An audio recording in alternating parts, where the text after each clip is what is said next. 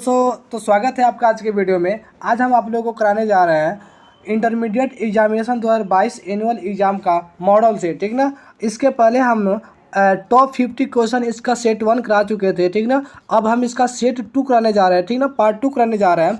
हम आप लोग के लिए लेके आए हैं बाबू, हम आप लोग के लिए टॉप 100 क्वेश्चन लेके आए हैं हिस्ट्री का, ठीक ना। और आप लोग ऐसे ही बने रहिए जैसे कि आप लोगों ने पिछले वाले वीडियो को देख रहे हैं, लाइक कर रहे हैं, सब्सक्राइब कर रहे हैं, दोस्तों के पास शेयर कर रहे हैं। हम आप लोगों के पास history, geography, polity, economics, psychology और हिंदी, इंग्लिश सहित मतलब कि सारे 8 विषय की तैयारी हम यहाँ पे आप लोग को ऑब्जेक्टिव और सब्जेक्टिव का कराएंगे, ठीक ना।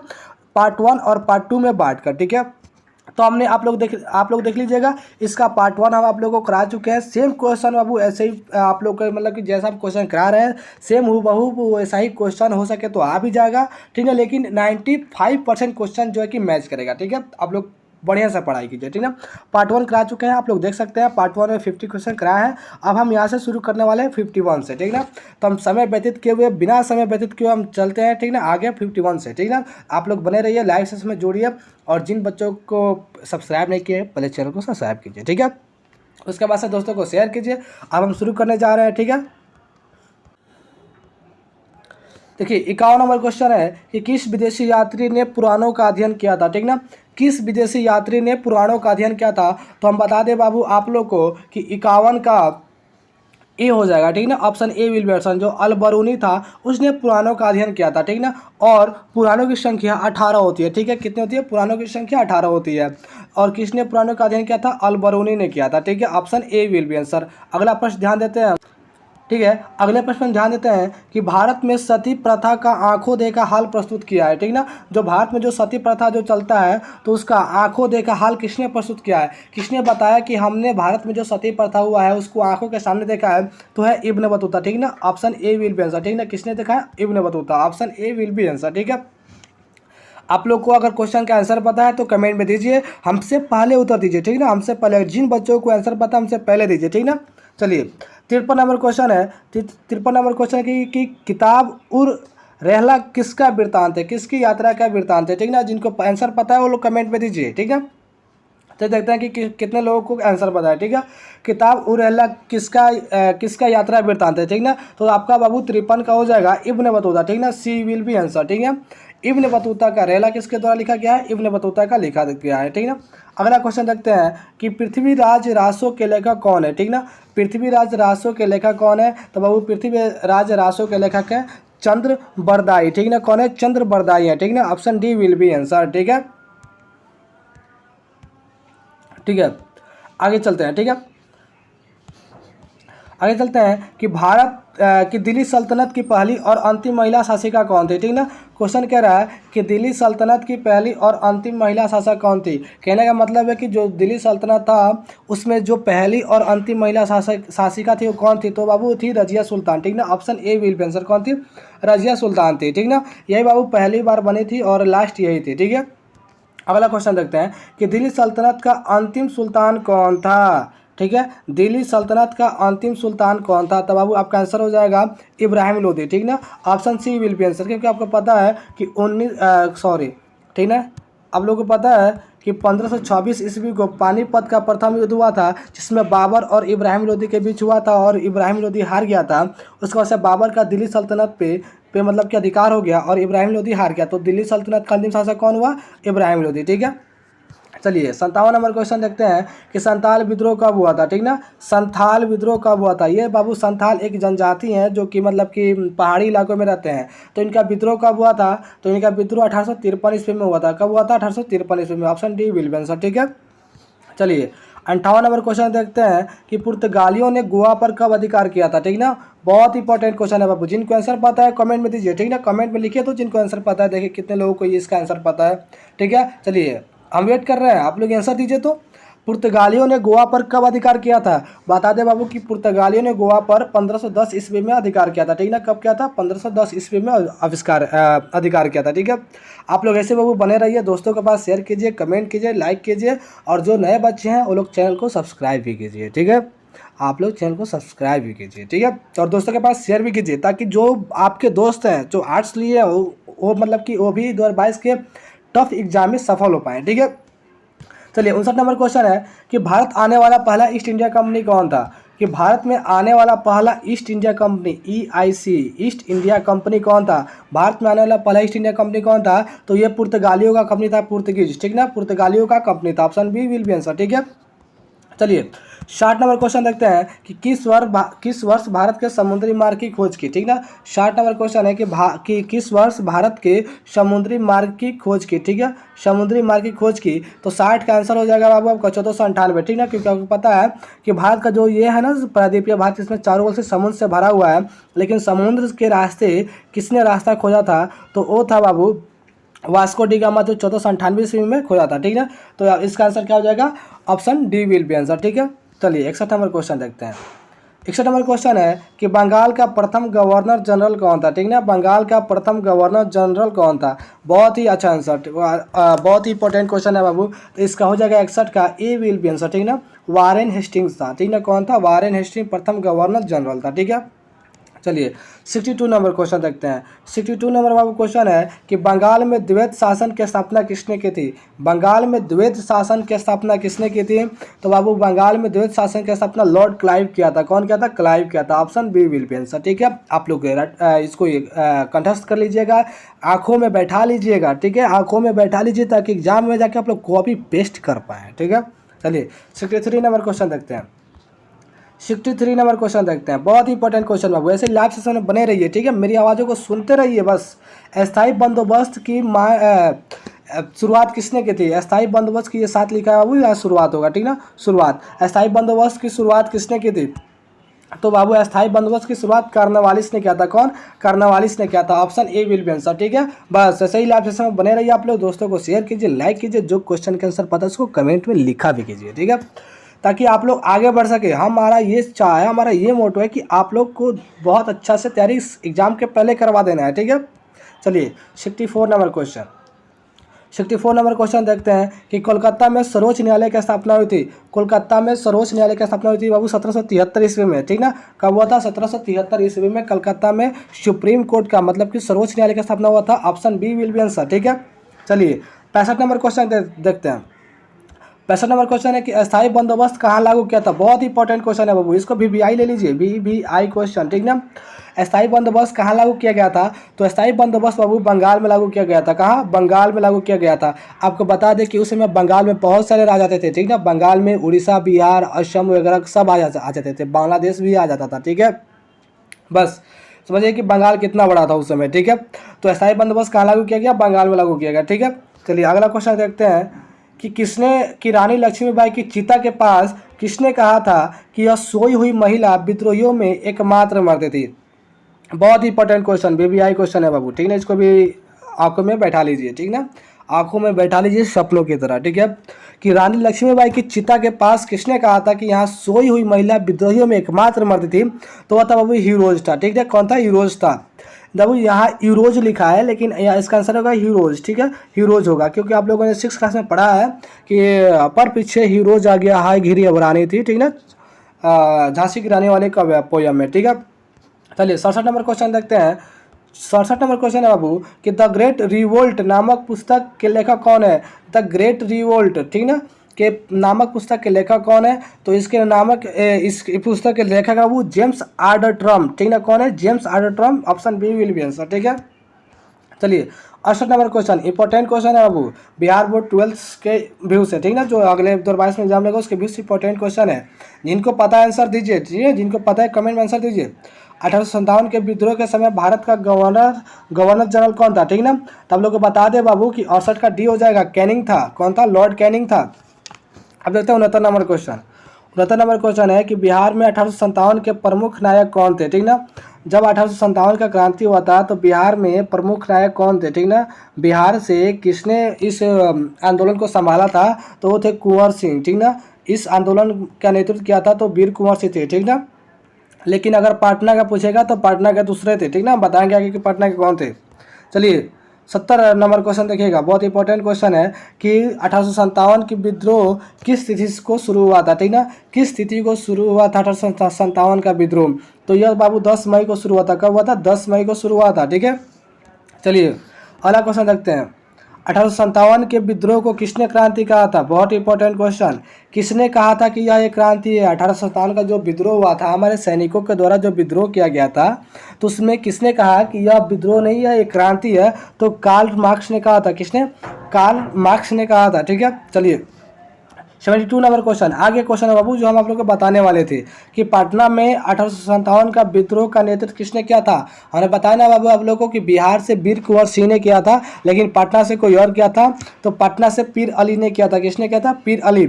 लेकिन पीर अली को फांसी दे दिया गया, और फांसी देते वक्त पीर अली ने ये कहा था कि अगर हमारी मृत्यु होगी तो हमारे खून से हजारों वीर पैदा होंगे जो हमारे जैसे होंगे। ठीक है, और जैसे ही इनकी फांसी लगा तो इनकी फांसी का समाचार पूरे बिहार में फैल गया, और उसके अगले ही दिन दानापुर से सेना का 47वां पलटन जाकर जगदीशपुर में वीर कुंवर सिंह को नेतृत्व के लिए मतलब कि अनुरोध करने लगा, और 80 साल की उम्र में वीर कुंवर सिंह ने पूरे बिहार से 1857 का क्रांति का नेतृत्व किया। ठीक है, ये है बाबू बिहार। ठीक है, चलिए 73 नंबर क्वेश्चन देखिएगा कि भारत आने वाला प्रथम पुर्तगाली कौन था? ठीक ना, भारत आने वाला प्रथम पुर्तगाली कौन था? तो भारत आने वाला प्रथम पुर्तगाली वास्को डी गामा था, क्योंकि आपको पता है कि वास्को डी गामा 1498 में भारत की समुद्री मार्ग की खोज की थी। ठीक है, चलिए 74 नंबर क्वेश्चन है कि गेटवे ऑफ इंडिया कहाँ स्थित है? ठीक ना, गेटवे ऑफ इंडिया कहाँ स्थित है? तो बाबू गेटवे ऑफ इंडिया मुंबई में स्थित है। गेटवे ऑफ इंडिया मुंबई में स्थित है। और गेटवे ऑफ इंडिया का निर्माण कब हुआ था? तो 1911 ईस्वी में हुआ था। ये क्वेश्चन आता है बाबू कि गेटवे ऑफ इंडिया का निर्माण कब हुआ था? तो 1911 ईस्वी में हुआ था। ठीक है, लेकिन अगर क्वेश्चन आ जाए कि क्यों हुआ था, तो बता दे बाबू कि 1911 ईस्वी में ब्रिटेन के राजा जॉर्ज प्रथम और रानी मैरी आ रहे थे। ठीक ना, तो उनके आने के स्वागत के लिए हम लोगों ने मुंबई में गेटवे ऑफ इंडिया बनाया था 1911 ईस्वी में। तो कुछ पूछेगा कि गेटवे ऑफ इंडिया कहाँ स्थित है? तो मुंबई में। ठीक है, कोई दिल्ली मार के मत आना, मुंबई में। हाँ यार, अभी से देख लो। ठीक है, चलो फोर्ट विलियम किस शहर में स्थित है? ठीक है, फोर्ट विलियम किस शहर में स्थित है? 75 नंबर क्वेश्चन। तो फोर्ट विलियम बाबू आपका कोलकाता में स्थित है। कहाँ स्थित है? कोलकाता में स्थित। Option D will be answer. ठीक है, चलिए 76 नंबर क्वेश्चन करते हैं। 76 नंबर क्वेश्चन कह रहा है कि 7 द्वीपों का नगर किसे कहा जाता है? कौन सा नगर है जो 7 द्वीपों से मिलकर बना है, मतलब कि उसे 7 द्वीपों का नगर कहा जाता है? तो मुंबई है बाबू। यहाँ द्वीप की जगह टापू भी लिख देगा कि 7 टापू का शहर किसे कहता है? तो मुंबई ये होगा। ठीक ना, कोई दूसरा नहीं होगा। अगर आप लोग को आंसर पता है तो कमेंट में दीजिए, ताकि हमें पता चले कि बच्चों आप लोग पहले से पढ़ाई भी किए हैं। ठीक है, ऐसे खाली मत आए ये। ठीक ना, कमेंट में कुछ ना कुछ दीजिए। अरे गलती सही उत्तर कुछ ही दीजिए। ठीक ना, क्योंकि आप लोग एग्जाम में जब बैठिएगा तो खाली तो आइएगा नहीं छोड़ के। अरे गलती से कुछ तो लिखिएगा ना। चलिए 77 देखते हैं कि विक्टोरिया टर्मिनल किस शैली की है? ठीक ना, विक्टोरिया टर्मिनल किस शैली की है? तो विक्टोरिया टर्मिनल नवगाथिक शैली की है। Option B will be answer. ठीक है, नवगाथिक शैली की है। 78 देखते हैं। 78 है कि गेटवे ऑफ इंडिया का निर्माण कब हुआ था? वेल डन बाबू। इसके पहले वाले क्वेश्चन में बताए थे कि गेटवे ऑफ इंडिया का निर्माण कब हुआ था। तो गेटवे ऑफ इंडिया का निर्माण हुआ था 1911 ईस्वी में। यहाँ ऑप्शन गलत दिया है, 1912 दिया हुआ है, गलत है। ठीक ना, 1911 ईस्वी में गेटवे ऑफ इंडिया का निर्माण हुआ था मुंबई में। ठीक है, 1911 याद रखिएगा, ऑप्शन के चक्कर में भूल मत जाइएगा। 1911 सही है, ये लगा के आइएगा। चलिए अगला क्वेश्चन देखते हैं। 79 नंबर क्वेश्चन देखते हैं। अंग्रेजों ने शिक्षा का माध्यम अंग्रेजी कब बनाया? अंग्रेजों जो थे, जो ब्रिटेन वासी थे, जो ब्रिटेन के हम लोग गुलाम थे, तो उन्होंने शिक्षा का माध्यम अंग्रेजी कब बनाया? हम लोग तो शुरू से संस्कृत हिंदी पढ़ते चले हैं, लेकिन उन्होंने कब हमारे ऊपर अंग्रेजी थोपा? तो था बाबू 1835 ईस्वी। ठीक ना, 79 का 1835 सी विल बी आंसर। ठीक है, चलिए 80 नंबर क्वेश्चन देखते हैं। 80 नंबर क्वेश्चन है कि सेंट फोर्ट जॉर्ज किस शहर में है? सेंट फोर्ट जॉर्ज बाबू आप लोग बता दें कि मद्रास में। D, option D will be answer. कहाँ है? मद्रास में। मद्रास को आज हम लोग चेन्नई के नाम से जानते हैं, भूल मत जाइएगा। मद्रास को आज हम लोग चेन्नई के नाम से जानते हैं। ये साउथ इंडिया में पड़ता है। जब बड़े होइएगा तो एक बार घूम के जरूर आइएगा। चलिए 81 नंबर क्वेश्चन देखते हैं। भारत की राजधानी किस वर्ष कोलकाता से दिल्ली लाया गया था? भारत की राजधानी किस वर्ष कोलकाता से दिल्ली लाया गया था? तो बाबू 1911 ईस्वी में लाया गया था। कब लाया गया था? 1911 ईस्वी में लाया गया था। कलकत्ता से दिल्ली लाया गया था। हमारी पुरानी राजधानी कहाँ है? कलकत्ता है। लेकिन कलकत्ता से हमारी राजधानी आज दिल्ली है ना, बोलते हैं हमारी राजधानी का नई दिल्ली। बड़ी एटीट्यूड से बोलते हैं, दुगुनी एटीट्यूड से बोलते हैं कि नई दिल्ली। ठीक है, तो कब लाया गया? 1911 ईस्वी में लाया गया था। ठीक है, चलिए 82 नंबर क्वेश्चन रखते हैं कि कलकत्ता किस नदी के किनारे स्थित है? बहुत इंपॉर्टेंट क्वेश्चन। कलकत्ता किस नदी के किनारे है? तो कलकत्ता हुगली नदी के किनारे है। किस नदी के किनारे है? हुगली नदी के किनारे है। ठीक है, चलिए 83 नंबर पे आते हैं। गांधी जी को अंग्रेज ने प्रथम विश्व युद्ध में योगदान के लिए कौन सी उपाधि दिया था? बहुत इंपॉर्टेंट, थोड़ा क्वेश्चन फिर से पढ़िएगा और समझिएगा कि गांधी जी को अंग्रेज ने प्रथम विश्व युद्ध में योगदान के लिए कौन सी उपाधि दिया था? मतलब कि जब प्रथम विश्व युद्ध चल रहा था तो गांधी जी ने योगदान दिया था अंग्रेजों को, तो उसमें उपाधि दी गई थी गांधी जी को। तो कौन सा उपाधि दिया गया था, यही पूछ रहा है। तो सुनिए, जब प्रथम युद्ध चल रहा था ना, तो अंग्रेज ने कहा था कि आप हमारे देश से सैनिक दीजिए, आप अपने देश से सैनिक दीजिए। गांधी जी ने अपना सैनिक दिया था अंग्रेजों को कि लीजिए लड़िए। अंग्रेज प्रथम विश्व युद्ध में अपने सैनिक को ले जाकर भारत के सैनिक को आगे खड़ा रखे थे और ब्रिटेन सैनिक को पीछे खड़ा रखे थे, और जो भी गोली चला था तो पिटाया था भारत का सैनिक, मारा था भारत का सैनिक। यही तो योगदान दिए थे गांधी जी। कोई बात नहीं, गांधी जी बहुत अच्छे इंसान थे, आज़ादी दिलाए, ठीक ना। लेकिन कौन सा उपाधि मिला था? तो गांधी जी को मिला था केसर ए हिंद का उपाधि। किसका? केसर ए हिंद का उपाधि। 83 का हो जाएगा बाबू C option C will be answer. ठीक है, लेकिन अगर क्वेश्चन पूछ देगा कि गांधी जी ने अंग्रेजों का दिया हुआ केसर ए हिंद उपाधि कब लौटाया था, तो जलियांवाला बाग हत्याकांड होने के बाद लौटाया था 1919 में। ठीक है, याद रखिएगा। स्वराज पार्टी का गठन किसने किया था?